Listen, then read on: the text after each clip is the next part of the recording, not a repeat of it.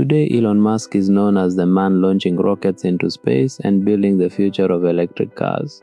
But what most people don't realize is that his success was never inevitable. Long before Tesla or SpaceX, Elon Musk was a young entrepreneur repeatedly risking everything he had. Surprisingly, he was actually close to losing it all.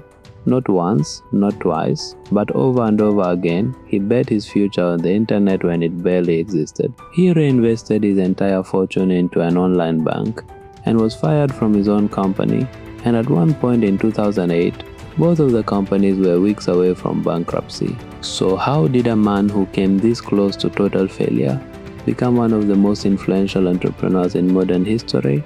The answer lies in a pattern. Elon Musk didn't avoid risk. He built his entire career on betting everything. Elon Musk was just a kid growing up in South Africa, obsessed with how things worked. He was reading about science fiction, engineering manuals, and anything that sounded visionary. By the age of 12, he had already taught himself computer programming. And surprisingly enough, he ended up selling his first video game at 15 for $500. Not because he wanted money, but because he was fascinated by solving problems through technology. To Elon, computers weren't machines, they were tools capable of reshaping reality.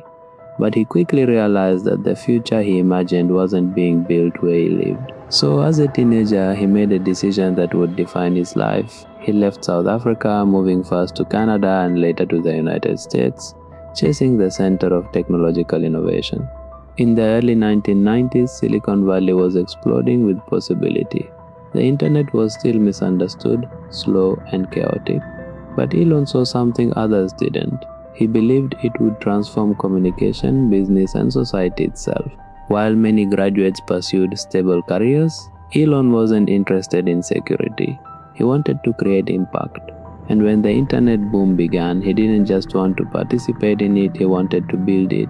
That decision would lead to his first real gamble, a startup that would test whether his vision of the future was right or whether he was about to lose everything before his career had even begun. In 1995, the internet was still a mystery to most businesses, but Elon Musk saw an opportunity hiding inside that uncertainty. Together with his brother Kimball, he launched a small startup called Zip2, a company designed to help newspapers bring their listings, maps, and business directories onto the internet. Today, the idea sounds obvious. At the time, it felt radical. Many executives did not even understand why the internet mattered. Money was scarce. Failure felt inevitable. But slowly, newspapers began to realize they were being left behind by the digital age. Contracts started coming in. Zip2 began growing faster than anyone expected. Then came Elon's first hard lesson in entrepreneurship. As venture capital poured into the company, investors pushed for experienced leadership. Control slowly shifted away from the 27-year-old founder who built the product. Elon was not fired, but the decisions were no longer his to make. In 1999, Zip2 was sold for nearly $300 million. At just 27 years old, Elon Musk walked away a millionaire. Most people would have taken the win and secured their future. Elon did the opposite. Instead of protecting his new fortune, he prepared to risk it all again, this time on something even bigger. Fresh off the sale of Zip2, Elon Musk suddenly had something he had never possessed before. But instead of celebrating his success or investing safely, he made a decision that shocked even his closest peers. He reinvested nearly all of his earnings into a new startup called X.com. At the time, banking was one of the most stable and untouchable industries in the world. Transactions were rather slow and international payments were complicated. Financial institutions controlled every step of the process. Elon believed the internet could change that completely. His vision was honestly radical. A fully online bank where money could move instantly without traditional barriers. Many believed the idea was reckless. Online payments were barely trusted, fraud risks were high, and consumers were hesitant to store money digitally. But growth came quickly. X.com attracted users by making it easier to send money. You could even send money through email, and at the time it felt almost futuristic. Soon, competition intensified. X.com merged with a rival startup called Confinity. Together, they formed a company developing its own digital payment system. That company would later become known as PayPal. What followed was a chaotic period of rapid expansion, technical challenges, and internal disagreements about the company's direction. Despite the tension, one thing became clear: digital payments were working. Millions of users adopted the platform, especially through online marketplaces like eBay. The company was not just surviving, it was reshaping how money moved across the internet. For Elon, this felt like validation. His second massive bet was paying off. But just as the company began stabilizing, the greatest challenge would not come from competitors or technology, it would come from inside his own company. As PayPal's growth accelerated, so did internal conflict. The company was expanding at an unprecedented pace, handling millions of transactions while battling fraud, technical instability, and intense competition. Inside the leadership team, disagreements grew over one critical question: how should the company scale? Elon believed in pushing bold technical changes and maintaining X.com's original vision of becoming a complete online financial system. Others on the executive team, including Peter Thiel, argued for stability and focus.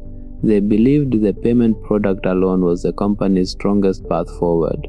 In the year 2000, Elon Musk married his first wife, Justine Wilson. Shortly afterward, while he was away on his honeymoon, the board and senior leadership voted to replace him as chief executive officer. Practically overnight, the conflict reached its breaking point. For many entrepreneurs, this would have been the end. Elon returned not as leader but as an employee in the company he had started. Yet, despite the personal setback, PayPal continued to grow rapidly, becoming the dominant payment platform for online commerce. 2 years later, in October 2002, eBay acquired PayPal for $1.5 billion. Elon Musk, who was 31 years old at that time, walked away with roughly $172 million from his ownership stake. Adjusted for inflation, that amount would equal nearly $300 million today, but internally the experience left a lasting mark. He had proven he could help shape the future, yet one recurring challenge remained: loss. This realization pushed Elon toward a different path. He had already experienced the technology industry and understood the realities behind it. His next move would take him into an entirely new field, one that would prove far more difficult than anything he had faced before. After the PayPal sale, Elon Musk had what most entrepreneurs spend their entire lives chasing: finance. He could have retired comfortably before turning 35. Instead, he made the most dangerous decision of his career. He invested nearly all of his fortune into two industries where startups almost never survived: space exploration and automobiles. In 2002, he founded SpaceX with the goal of reducing the cost of space travel and eventually making humanity multiplanetary. Experts dismissed the idea almost immediately. Rockets were built by governments and defense contractors, failure rates were high, and development costs were enormous. At the same time, Elon joined Tesla Motors, attempting to challenge an automotive industry dominated by giants with decades of experience. Electric vehicles were widely considered impractical, slow, expensive, and unwanted by consumers. For years, progress was painfully slow at both companies. SpaceX's first 3 rocket launches ended in catastrophic failure. Each explosion destroyed years of work and tens of millions of dollars. Meanwhile, Tesla struggled with production delays and rapidly rising costs. Cash was burning at an alarming rate, and investor confidence began to fade. Then came 2008, a year that would test nearly everything he had built. The global financial crisis struck with full force. Elon was not small enough to escape it, and not yet big enough to overcome it. Funding disappeared almost overnight, and both Tesla and SpaceX stood on the edge of collapse.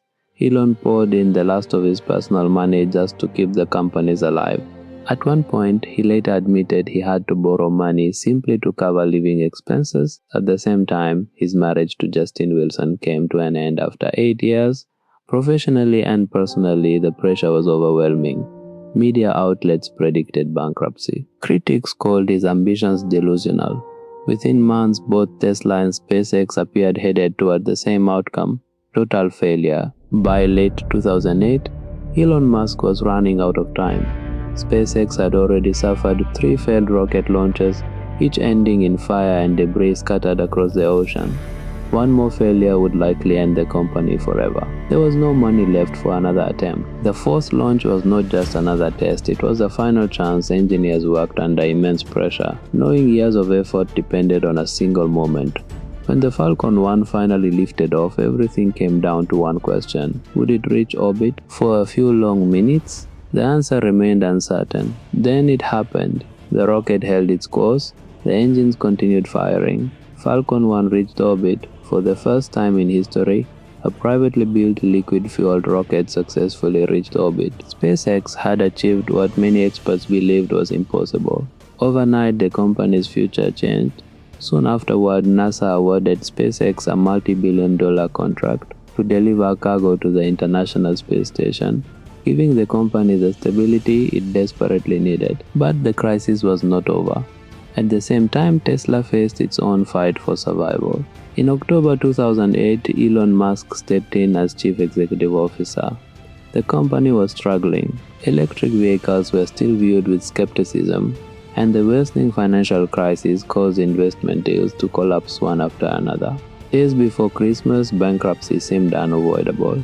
Then, at the last possible moment, a funding round closed. Tesla survived the financial year that had destroyed many companies. Shortly afterward, a $50 million investment and strategic partnership with Daimler provided critical support. Elon led an aggressive cost reduction effort, allowing Tesla to move toward profitability by mid-2009. Within weeks, both companies that had stood on the brink of extinction were alive again.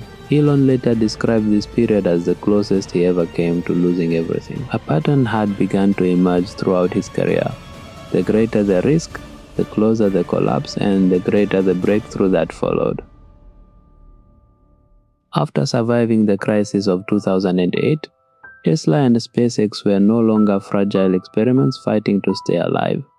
They had become proof that ideas once considered impossible could actually work. In 2012, Tesla introduced the Model S, a fully electric luxury sedan that did more than compete with gasoline vehicles.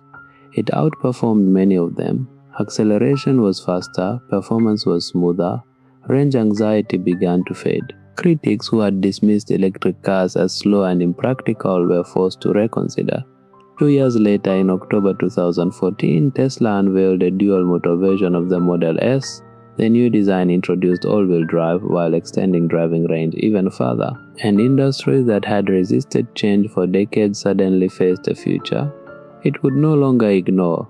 Major automakers accelerated their own electric programs not out of curiosity but necessity.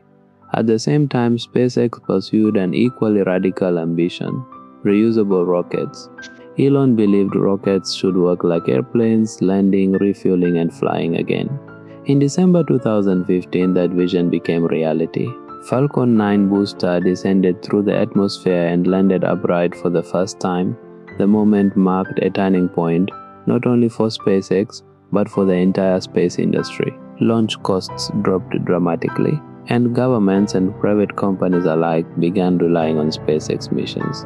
The risks that once nearly destroyed Elon Musk were now reshaping entire industries. Tesla was not just selling cars, it was accelerating the global transition towards sustainable energy. SpaceX was not just launching satellites, it was redefining humanity's access to space. For the first time, Elon was no longer fighting to prove his ideas could survive. He was forcing the world to adapt to them. Looking back, Elon Musk's journey doesn't follow the story of a typical entrepreneur. It isn't a straight line of success, nor a series of lucky breakthroughs. Instead, it's more of a pattern that repeats over and over again. Most entrepreneurs spend their careers protecting what they've built, but Elon Musk did the opposite. He used success as fuel for bigger risks, stepping into industries where failure was expected and persistence was the only advantage he had. Today, electric vehicles are reshaping transportation, private companies launch rockets routinely into space. Entire industries that once seemed untouchable have been forced to evolve. Whether admired or criticized, Elon's impact is impossible to ignore. But his real legacy isn't just Tesla or SpaceX.